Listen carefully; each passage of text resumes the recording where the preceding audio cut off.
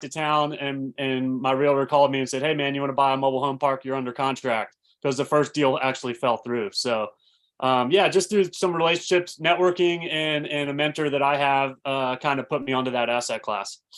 Got it. That's the strategy is with mobile homes. You're leasing back the land or the lots to the owners or the tenants, but you can also you can buy the trailers and lease those or finance those. They can buy them from you, and you can and now you've got a chunk of cash, and then essentially if they default, then it's yours again. I know there's different strategies, there's different ways that the business works, but there's the leasing the land, leasing the lot part. That's I think the most enticing because you're not necessarily dealing with the tenants, toilets, and trash at that point. Is that correct? Yeah, and I kind of learned that during COVID. I had that single family home in Maryland still, and I had this 8-unit mobile home park, and the tenant in the single family lost their income and pretty much said, I'm not paying you rent anymore. And the 8-unit just kind of kept plugging along, and people were paying their lot rent. So yeah, there's a couple different ways you can do it: park owned homes or tenant owned homes. Mine are 100% tenant owned homes. So yeah, I just kind of lease the land, maintain the infrastructure, do some snow removal, things like that. And the real benefit to that, and what I think it's important for people to understand, is a lot of people are indifferent to the lot rent model or don't see the value of it. To me, it's not any different than an HOA fee. And what it does is lowers the person that owns that home. Their property taxes are lower because I pay the taxes on the land. I pay the debt service on the land. So it does create kind of extreme affordability for the people that are able to own those homes. And some of them in my park, even, they bought them so cheap that the only thing they pay every month is utilities and their lot rent, so you Yeah. can't live that cheap in this environment Yeah, without no, that. and that's a few $100, I'd say, right? It's Yeah. unless yeah, no, that's that, and a lot of people, that's why you'll see they're extremely resilient through good times and bad times. It's you've got major like Berkshire Hathaway, they're a massive operator on parks. Yeah. Um, cool. So how are you able to grow and leverage your network with real estate? Yeah, that's so just a couple things on the networking side. When I got that first deal under contract, I was out of my own money at that point to invest. And so I had a good friend that said, "Hey, yeah, let's do this deal together." So I threw up some earnest money and got the deal under contract. And then that person backed out on me, man. And so just the power of my network in going to those events and whatnot, I'd reached out to just everybody. I was kind of like, back against the wall. I'm going to lose this deal. I didn't do it right in the fact that I didn't have a list of investors before I went into this deal. So it was kind of like scrambling to, okay, I'm either going to learn a lesson here and lose this earnest money, or I'm going to find somebody to invest in my deal. And it was actually a local guy who's a good buddy of mine that just kind of, my reputation kind of succeeded myself. And he said, "Hey, yeah, reach out to this guy. Maybe he'd be willing to help you." And I went and had lunch with this guy one time and kind of told him about my deal and just who I was and what I was about. And he said, "Well, if that guy doesn't do that deal, let me know. I'd probably do it." And so the first time I raised $200,000, we did 8% interest only for 30 months. And it was a guy I didn't even really know, man. And it was just through the power of my networking and what I'd done kind of up to that point to be able to raise that capital the first time. And then as far as that, just, structuring deals. And as I just went about this last deal that I did, definitely utilizing my network just as far as deal structure, how to present things to a seller on an off-market deal, and utilizing people that I've met and now I'm now friends with on Facebook, man. And I consider my friends, and I try to link up with when we're traveling around the country or hitting different events. So that's been Yeah. really cool.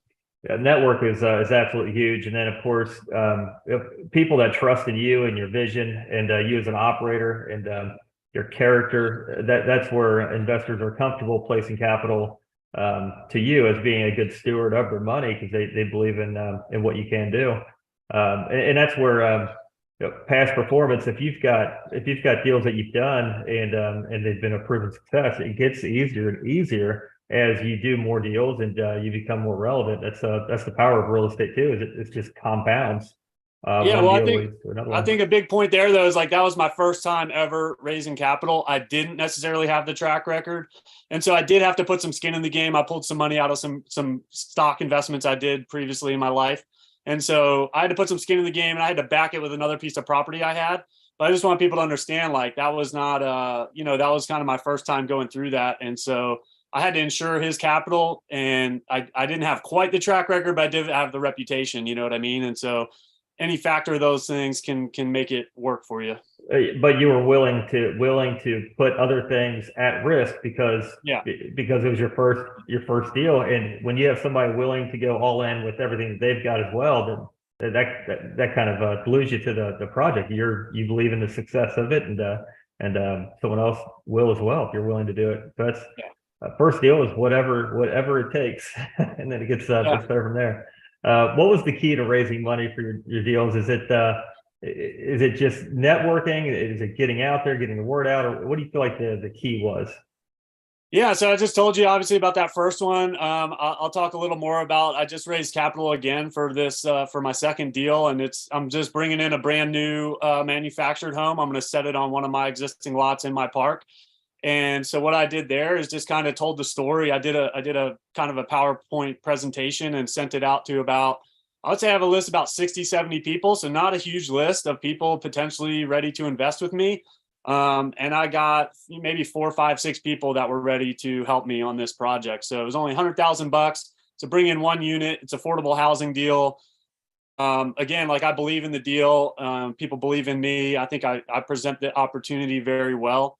And so just trying to, paint that picture. What does it look like? How's it going to work out? I do have a little bit of a track record now. So, to me, like that has just blown me away and how easy it was to raise the capital the second time around, right? Like once I've gotten a little bit comfortable with it, like I had that money committed in 48 hours, man, after sending out one video to 60 people. So that was really cool. A lot of confidence for me in moving forward and continuing to do bigger projects and continue to raise capital for things.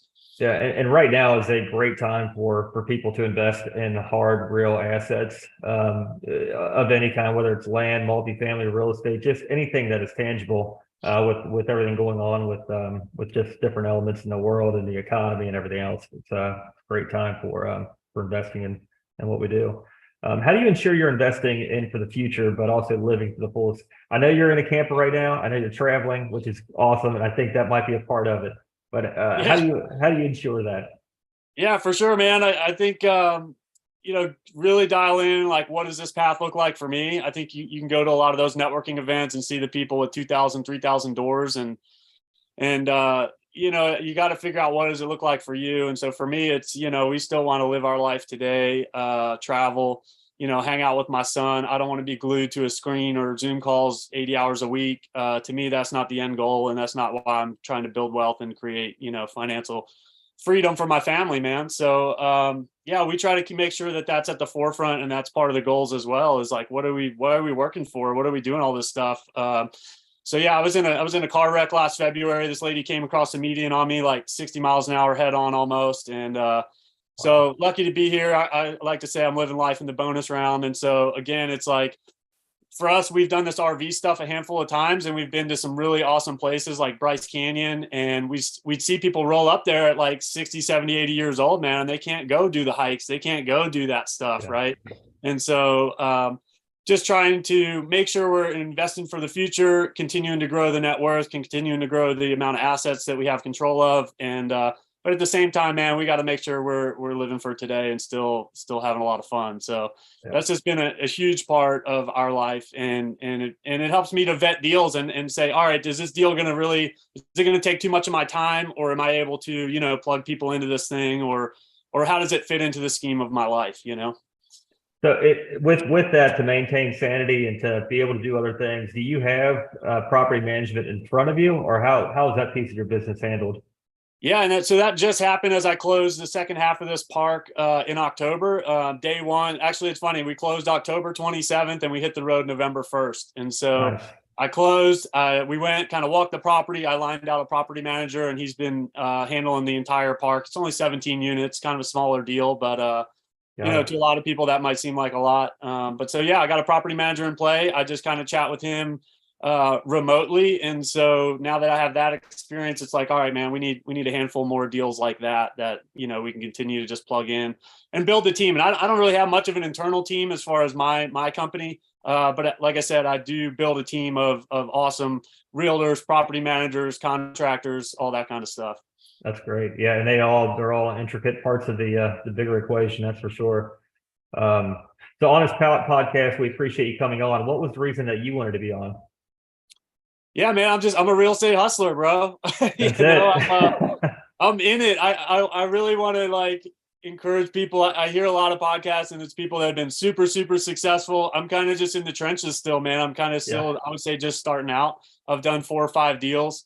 And so I just wanted to share that, you know, it's whatever your path is. I set out to do a deal a year for 10 years in 2018. So far, we've been doing that. So I'm kind of still in the middle of it.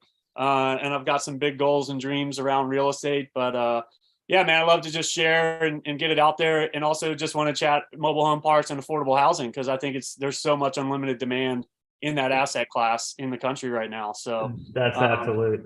yeah, The cool thing with real estate is that there's always somebody ahead of you. No matter what level you're on, there's always somebody else that is ahead. Whether you've got yeah. 10,000 units, 20,000 units, 40,000 units, there's always another person that has more. And that's the cool thing is that you can the path has already been proven. The path to success is already modeled by others, and all Yeah. you have to do is learn the game and model after the players that have already spent the money learning their lessons along the way. And like I've learned that just with our other business. We've tried a couple different businesses, and to me, it's like, you know, housing, clothing, and food, man, they're never going away, right? And so housing, Yeah. it's like you said, it's people have already done it for years, and so I just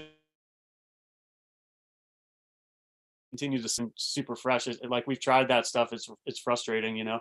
Oh So yeah, it's like trial and error and research R&D and it's trying to reinvent the wheel that's already been invented in a lot of cases with small business. So I totally get the frustrations, but I'm focused on affordable housing. That is like the number one thing right now is affordable housing everywhere. And being in that sector, it almost guarantees success to a certain degree. So I agree with you wholeheartedly because it's such a shortage and there's where things are going right now. There's just not an end in sight. What's your take on that? yeah, man, I agree. It's definitely, I feel like there's unlimited demand in the space, and so I mean, my focus, I'm focused on creating home ownership for people, man. I think that's the coolest Yeah, part. If I can do it as an investor and still create a little bit of a return for me or get a piece of it somehow for crafting the deal and putting that together. Again, it's about crafting win-win. So yeah, it's been pretty cool, man. I did 1 unit in 2020, sold it to a recent college grad. He sold it within a year and made some equity and moved on. And now there's a great family living in that one. And this new one I'm going to set up is just the second one I've done as far as a new unit. But I've got some conversations going on and looking to hopefully scale the model and figure out how to do this. I'm seeing more capital than ever, like rallying behind mobile home parks and helping the residents to buy the land under their trailers, right, from private investors. So the government's kind of stepping into the space as well. And I think, yeah, there's just a lot of potential. So I'm hoping that we see in the future just less and less restrictions around the manufactured housing communities and HUD style homes, so that we can get more units online quicker. You know, a lot of people I think, are just still attached to that old mobile home of the 1970s era. That's just like a piece of crap house. And some of those are still around and people still live in them 50, 60 years later, right? But the new yeah, product, the 2023 stuff that's coming out it's a nice house, man. You know, you yeah, can go walk in those units. It's 2x6 framing. They live really well. They're a lot wider than they used to be.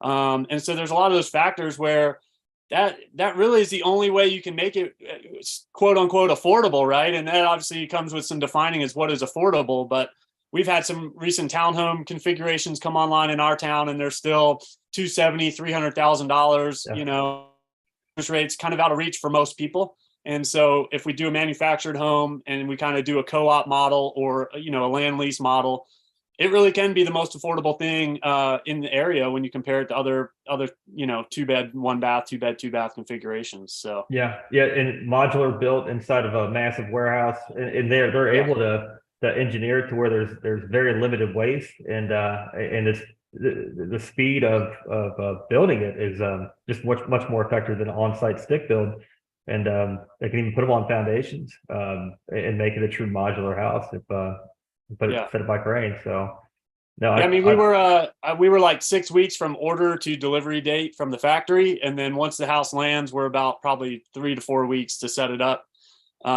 Skirt it, do all that good stuff, and then that thing's ready to hit the market. So, what's the what are you seeing as a cost per square foot on acquisition of a new one? yeah, that's a good question. Depends on the market, man, for sure. I'm in Colorado in a very what would I say, like very expensive mountain town market. And so for me to bring stuff online there in I would say 175 to $200 a square foot is still like so cheap because our regular single family product is maybe 500 to 1,000 a square foot. Wow, that's And incredible. so, yeah, it just depends. And that's, you got to have electricians and plumbers are driving an hour and a half away to come build houses where we are. So it's just Wow. not feasible. And the labor rates are just crazy. So, it's still cheaper, I think anything, and I think most markets, anything, if you bring it online under 400,000, it's moving really quick. I keep an eye on a couple different markets, and that sub $400,000 price point stuff is just moving really quick still. They've got I think I've seen a video come across, I think it was a couple weeks ago, where they're basically 3D printing houses now. There's a large developer out west in Arizona that's doing an entire neighborhood just printed, and it's all about the cost. And Yeah, they're definitely not they're not big, but that's another thing that's coming down the pipe is I think really developers are trying anything that makes sense to limit labor and material to help procure affordable housing. for sure. Um, so the last question here is, how would you suggest someone wanting to get into real estate get started? Yeah, I think it's an interesting question once you're down the road a little bit. Like I said, I've done a handful of deals, but for me, I started in single family. And so I had a good conversation with the guy yesterday. It's kind of like, well, what do you want to focus on? What are your goals? And kind of trying to start with the end in mind, I think is important. But at the same time, for me, I just kind of started. I knew I needed to buy a house, and then I felt comfortable renting somewhere else and going to live somewhere else if I had a mortgage and I knew I was paying that equity, building equity and paying the debt down there. So but I've also seen people start and they're just off to the races and buying huge deals. So again, I think it's just what's your path look like and what are you comfortable with? Like for me, it was a single family, it was a 2 unit, and then I managed that remotely for 8, 9, 10 years before I sold that deal. So I think it's important to figure out what are your goals, how much capital do you have or what do you bring to the table. Maybe you have some management experience and you can leverage that, or you have a network of people and you can bring some capital, but trying to figure out like what it is for you. And if you're not really sure, then just continue to gain that knowledge for a little while. And I feel like I did that for like a year or two. I just read tons of books, listens to Yeah, podcasts, did all that, but can't do that forever, right? At some point you got to leap, you got to go look at properties and you got to start putting offers in on deals. And so like we put an offer in on one property last week. I don't know that we'll get it, but we're out there, I'm walking properties, I'm looking at deals, and eventually, making offers, and then that's going to get you into your first deal. You just got to start, man. what was the book that kind of was there a certain book that got you into more interested in real estate? Yeah, I'll tell a cool story. I reached out to this guy who was looking for a property manager, just trying to learn and get under somebody to learn. And he sat down with me, and he's the one that kind of said, "Hey, what's your return on equity on your Maryland house? How much equity do you have sitting there, and could you leverage up to buy another deal?" And he kind of had this whole financial roadmap that he shared with me, and a list of kind of books. And I read all the books on that list. One I'll give a shout out to right now is The Wise Investor by Rich Fetke. And I've met Rich at an event, and that's just a great book, just why you should invest in real estate. The guy I chatted with yesterday, he was like, "Yeah, my wife's just not really on board." And it's like, well, dude, real estate's the answer. It's a good investment, right? And like, Yeah, but there's still those challenges and the fear around that. But for me, yeah, I don't know, all the regular books, man, like Rich Dad Poor Dad and Richest Man in Babylon, stuff like that. But again, I think there's almost like too much knowledge out there now. And it's kind of like the more you can focus in and like, all right, what are you specifically looking for? And then go learn that. I think that's yeah. kind of the key. Cause if not, you're going to be like, oh, self-storage, oh, mobile home park, whatever, And so for me, it's hard even now, man, but I'm trying to stay in my lane, and I'm trying to stay in the affordable stuff and home ownership for people. And so I'm going to MHI conference in Vegas next month, and I'm just going to keep building those networks and that around how do we create more affordable units and bring them online. Yeah, I like what you said. Concentrate, go a mile deep instead of a mile wide, Yeah. and just become that expert. Awesome. If someone wants to get a hold of you and learn more about you and your company and your mission, your vision, how can they get a hold of you? Yeah, Purpose Back Ventures is just kind of me at the moment. So reach out to me via Wheelies and Waves. That's our adventure company in Colorado. So hello at wheeliesandwaves.com is great. Or just look me up. I'm actually the adventure investor on Instagram as well. So you can Perfect. definitely reach out to me there. We'll have your contact information as well when we repost this. So cool. Awesome. I appreciate your time. Look forward to seeing your journey, and we'll talk soon. Cool. Thanks a lot.